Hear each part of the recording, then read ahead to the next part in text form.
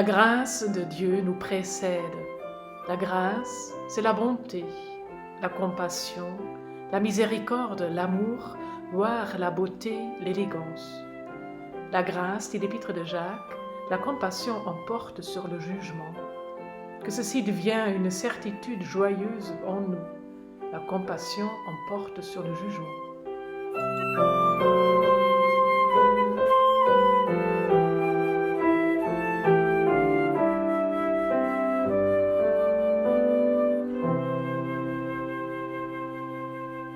L'Éternel est mon berger, je ne manque de rien. Il me fait reposer dans de verts pâturages, il me dirige près des eaux paisibles. Il restaure mon âme, il me conduit dans les sentiers de la vie juste à cause de son nom. Quand je marche dans la vallée de l'ombre de la mort, je ne crains aucun mal, car tu es avec moi. Ta houlette et ton bâton me rassurent, tu dresses devant moi une table en face de mes adversaires, tu oins d'huile ma tête et ma coupe déborde. Oui, le bonheur et la grâce m'accompagnent tous les jours de ma vie. Et je reviens. J'habite dans la maison de l'Éternel jusqu'à la fin de mes jours.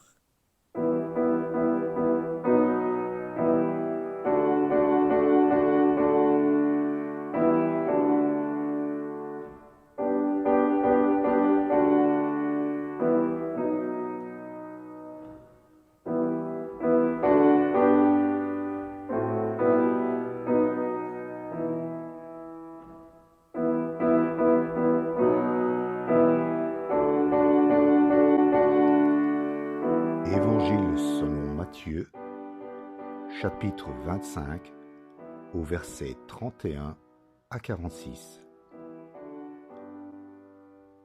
Lorsque le Fils de l'homme viendra dans sa gloire, avec tous les anges, il s'assiera sur son trône glorieux. Toutes les nations seront rassemblées devant lui. Il séparera les uns des autres, comme le berger sépare les moutons des chèvres. Il mettra les moutons à sa droite et les chèvres à sa gauche.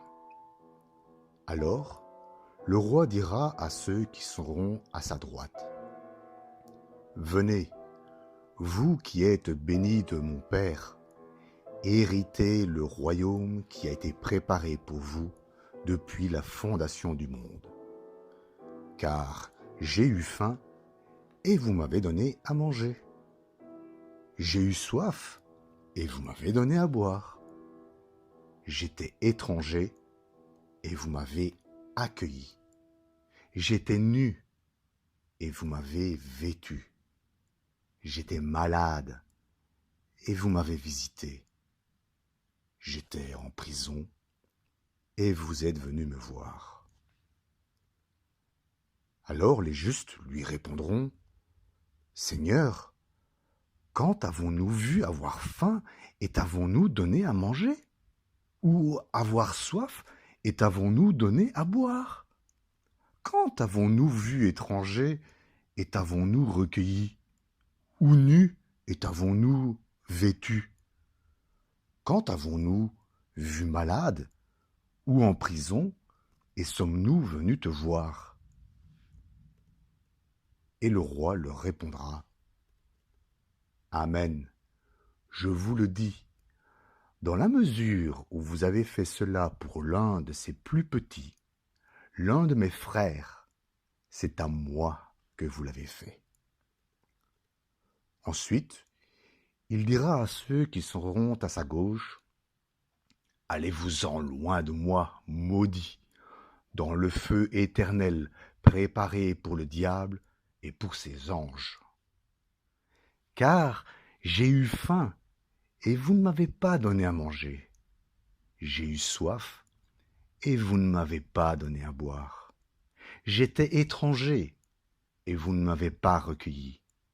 J'étais nu, et vous ne m'avez pas vêtu. J'étais malade et en prison, et vous ne m'avez pas visité. » Alors Ils répondront, eux aussi, « Seigneur, quand avons-nous vu avoir faim ou soif, étrangers ou nus, ou malades, ou en prison, sans nous mettre à ton service ?»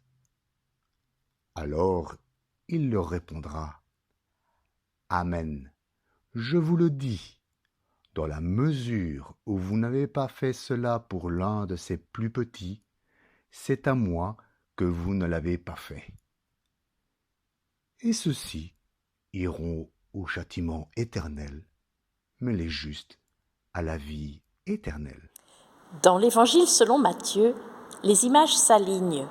Les paraboles s'enfilent comme des perles, l'une après l'autre, pour tenter de nous faire sentir un peu de la réalité de ce royaume de Dieu qui nous est promis. Ce royaume où toutes nos valeurs et nos idées préconçues sur le divin et sur nous-mêmes sont chamboulées. Ce royaume que nous avons tant de mal à appréhender. Toutes les paraboles mettent en scène un personnage, le prince de ce royaume, le Fils de l'homme, mais représenté chaque fois dans un rôle différent. Souvenez-vous, vous venez d'entendre son histoire. Il était une fois le jeune marié qui vient à la noce et trouve à l'entrée de la salle de fête des jeunes filles aux yeux lourds de sommeil. Les unes ont de l'huile, les autres n'en ont pas. Et nous savons que parfois nous sommes celle qui a l'huile et parfois pas. Souvenez-vous, vous venez d'entendre son histoire. Il était une fois le riche propriétaire qui part en voyage et a confié ses biens à ses serviteurs. Et quand il revient, tous n'ont pas fait fructifier son bien. Le dernier a eu peur. Et nous savons que parfois nous sommes celui qui a bien géré le talent et parfois pas. Souvenez-vous, vous venez d'entendre son histoire. Il était une fois un voleur surgissant dans la nuit, non pas pour tout emporter, mais pour vous donner la surprise d'une vie en abondance. Et nous savons que nous sommes celui qui veille comme celui qui ne veille pas. Le prince de ce royaume, le Fils de l'homme, vous venez d'entendre encore son histoire. Il était une fois un juge qui siégeait sur un trône glorieux. Dans un décor doré, parmi le chœur des anges, il préside au jugement dernier. Ce jugement-là, on n'y échappe pas. C'est le moment de la vérité ultime. Il s'y dira toute la vérité de notre vie, toute la vérité que nous ignorions nous-mêmes, une relecture de notre histoire, autant que de notre être, jusqu'à l'entame de nos profondeurs, jusqu'à la pointe du cœur, là où battent tous nos bruissements d'âme.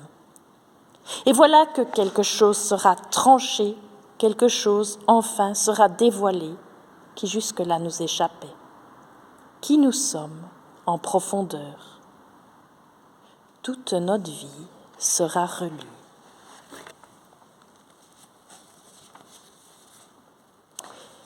Et la parabole commence de façon bien prosaïque. Chèvres et moutons. Le juge est comme un berger qui trie son bétail. Et puis comme si l'auteur se reprenait déjà, il revenait de sa première image. Et quoi, ce juge sur son trône, cela va-t-il vraiment parler à mon auditoire, habitué des contes champêtres, plus au fait de la vie des métairies que celle des prétoires? Revenons à nos moutons. Chèvres ou moutons, les uns à gauche, les autres à droite.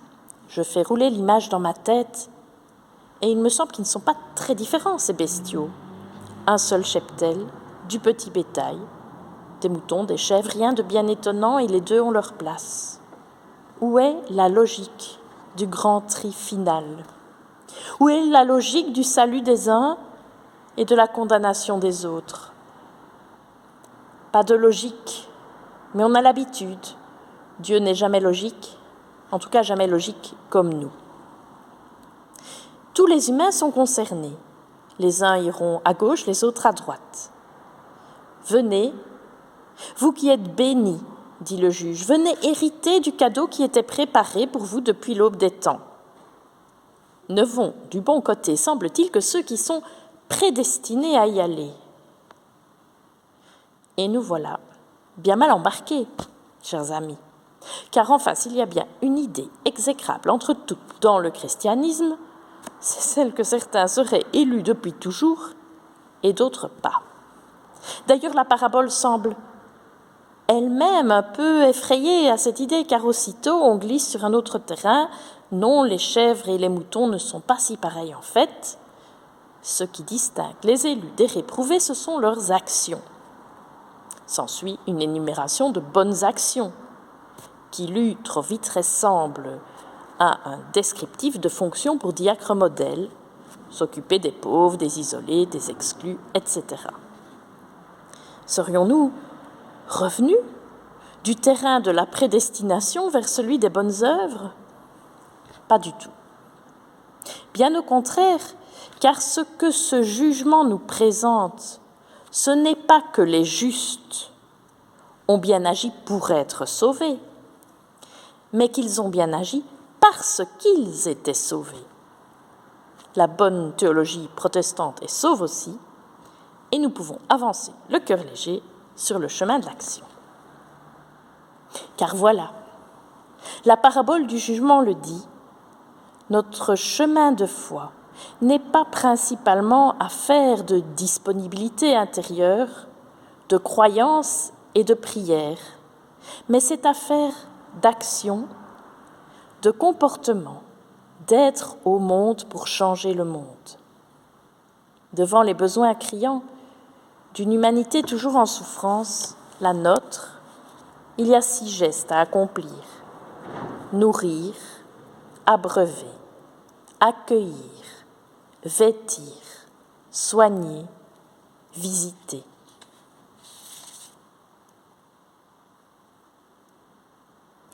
Six actions qui avaient déjà du sens au temps de Jésus, face aux situations de détresse les plus courantes et qui n'ont pas perdu de leur pertinence, bien au contraire. Aujourd'hui, la détresse a changé d'échelle, touche des populations entières, devient de plus en plus mondiale, compliquée à appréhender. Mais pour soulager la souffrance, faire œuvre de compassion et au fond faire montre de simple humanité, il y a toujours les mêmes gestes: nourrir, abreuver, accueillir, vêtir, visiter et soigner. Soigner, qui me semble un peu un verbe qui peut rassembler cet ensemble de gestes. À vrai dire, personnellement, j'ai tendance à me réjouir chaque fois qu'on agit, chaque fois qu'on nourrit les affamés, qu'on ne laisse pas les migrants se noyer en Méditerranée, qu'on fait preuve d'une élémentaire bienveillance pour ceux d'entre nous, frères et sœurs humains, qui sont dans le besoin.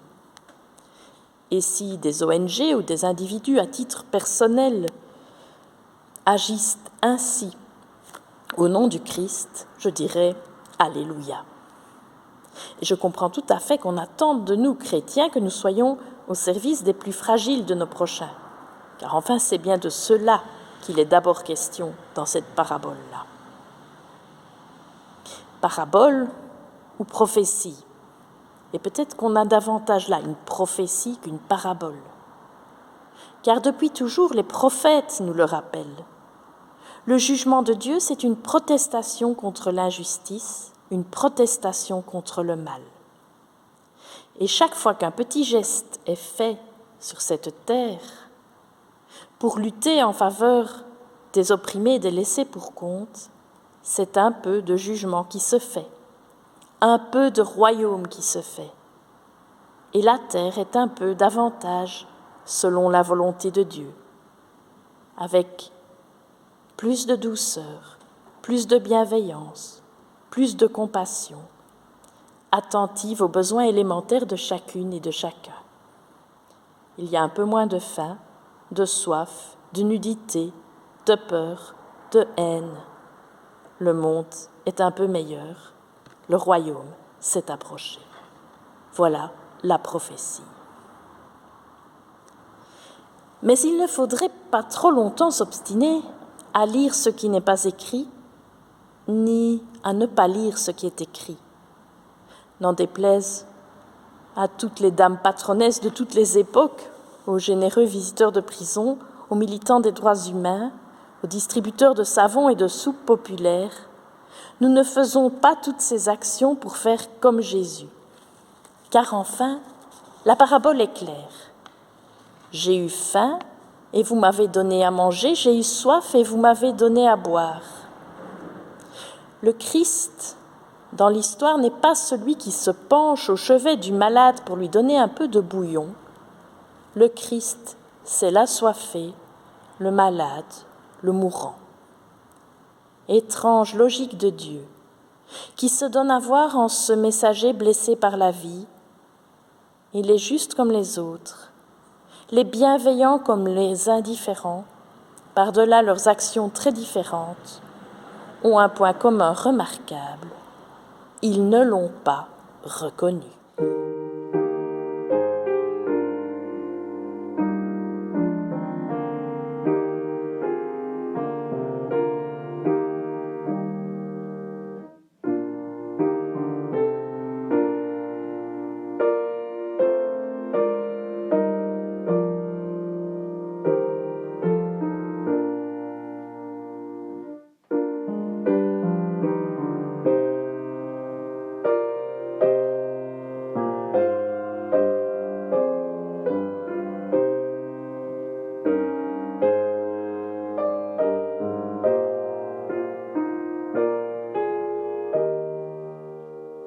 Cette semaine, alors que j'étais occupée à la préparation du culte de ce dimanche, il y avait comme une nuée de pensées parasites. Toutes ces choses lourdes qui parfois nous pèsent tellement. Entre les deuils, les décès, le papa d'une amie parti à cause du Covid, d'autres encore, ce suicide d'une jeune indépendante liégeoise acculée par les mesures de confinement, telle ou telle situation dans l'Église, telle situation familiale aussi, et toutes ces situations où j'étais tellement impuissante, où je ne savais pas quoi faire, où je ne faisais pas ce qu'il fallait. Le prisonnier que je n'allais pas visiter, la personne âgée dont je ne prenais pas de nouvelles, mon fils qu'il aurait fallu soutenir dans sa scolarité plutôt que lui faire peser mes attentes, et tout ça me donnant une immense envie de consolation.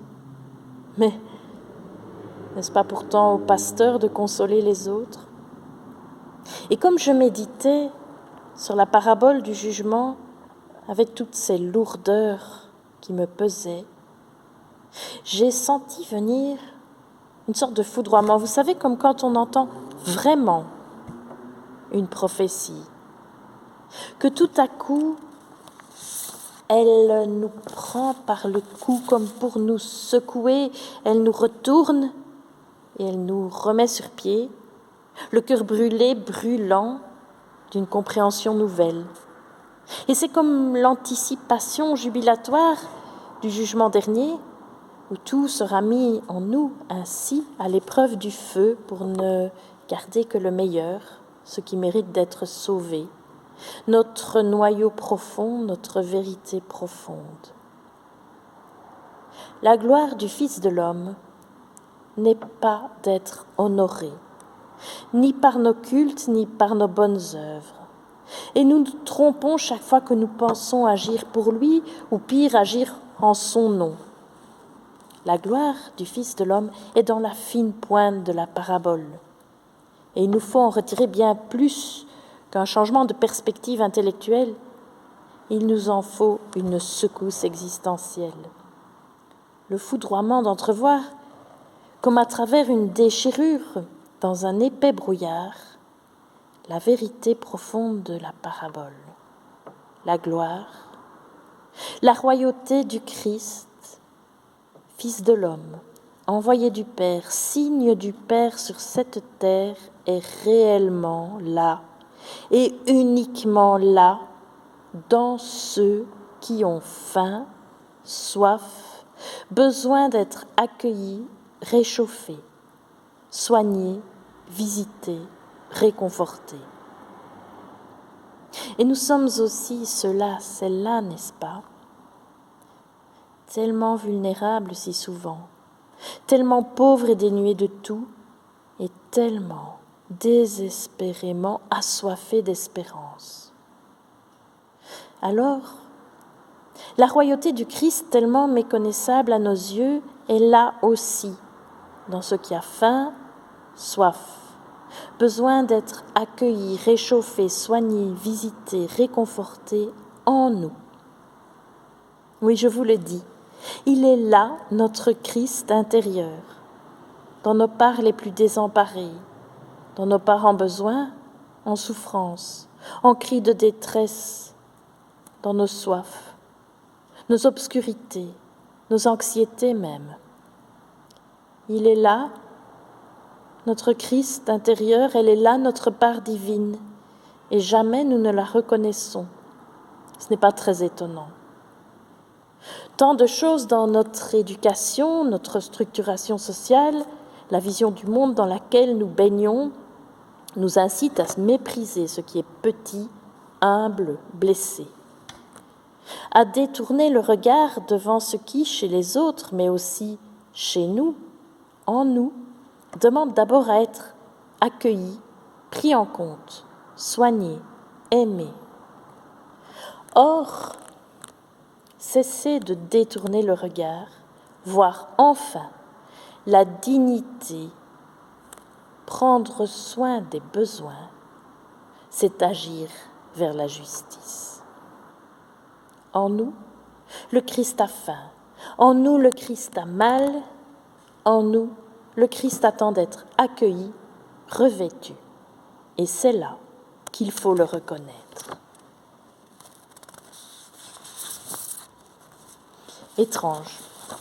Étrange passage, étrange paysage du royaume de Dieu, où l'on découvre que tout va tellement à l'encontre de nos tristes évidences. On aimerait cheminer avec ça, et peut-être que la parabole peut nous accompagner. Je le crois, je l'espère. Dans les jours qui viennent, et quoi qu'il advienne, souvenez-vous, vous venez d'entendre son histoire. Vous venez d'entendre votre histoire. Il était une fois l'affamé, l'assoiffé, l'exilé, le blessé, l'isolé. C'était votre cœur blessé, votre tête encerclée d'épines, votre âme éperdue. C'était le Fils de l'homme, c'était le règne de Dieu, venu s'incarner en vous, demandant et recevant compassion, justice, amour, espérance, pour la vie éternelle.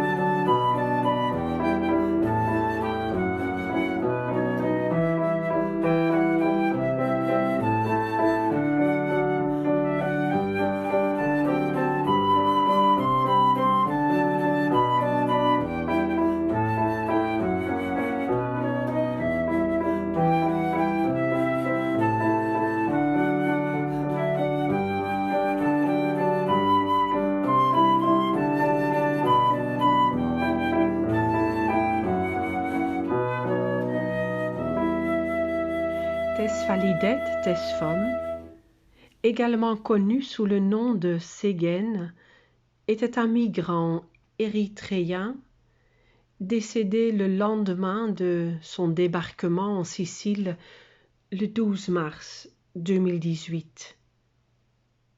Lorsqu'il a été secouru, Séguène pouvait à peine tenir debout, souffrant de malnutrition et de tuberculose à cause de son traitement dans les camps de détention en Libye. Après sa mort, dans son portefeuille, un morceau de papier en lambeaux a été retrouvé, avec 2 poèmes qu'il avait écrits en langue tigrinya. Le premier poème rappelle les versets bibliques de la Genèse, prononcés par le pape François lors de son premier voyage en tant que pape à Lampedusa en 2013. Où es-tu, Adam? Caïn, où est ton frère? Nous écouterons ce premier poème. Ne panique pas, mon frère, ne panique pas, mon frère, dis-moi, ne suis-je pas ton frère? Pourquoi ne t'intéresses-tu pas à moi? Est-ce vraiment si confortable de vivre seul si tu oublies ton frère dans le besoin? Je cherche de tes nouvelles et je me sens étouffée, je ne peux même pas faire des appels perdus. Je te supplie de m'aider. La vie avec ses problèmes passagers est un fardeau trop lourd. Je t'en prie, mon frère, ouvre ton cœur. Je te le demande car tu es mon frère. Je te prie de m'aider. Pourquoi ne pas demander de mes nouvelles? Ne suis-je pas ton frère? Personne ne m'aide, personne ne me console. On peut recevoir des coups de la vie, mais oublier son frère n'est pas honorable. Le temps s'envole avec les remords. Je ne te haïs pas, mais il est toujours mieux d'avoir un frère. Non, ne me dis pas que tu as choisi la solitude. Si tu existes, c'est parce que tu fais de fausses promesses, alors que je suis toujours à ta recherche. Aurais-tu été si cruel si nous avions été des enfants du même sang? Je n'ai plus rien, parce que dans cette vie je n'ai rien trouvé.